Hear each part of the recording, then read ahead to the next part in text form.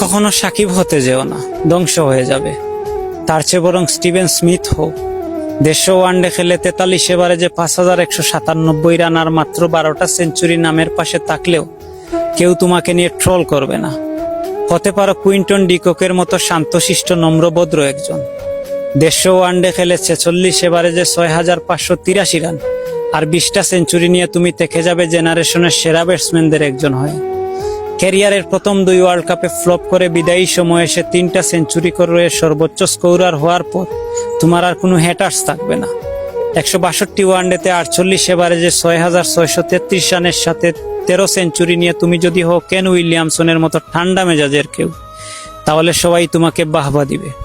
কিন্তু কখনো সাকিব হইও না প্লিজ।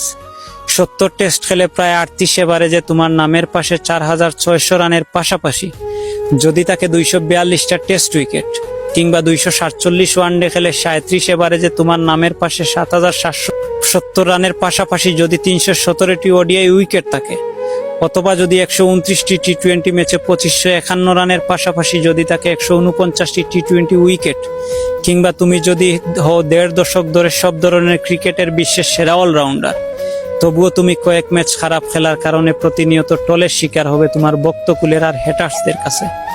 কিংবা দেশের জন্য খেলার মাঠে কোনো প্রতিবাদ করলে তুমি হবে বেয়াদব।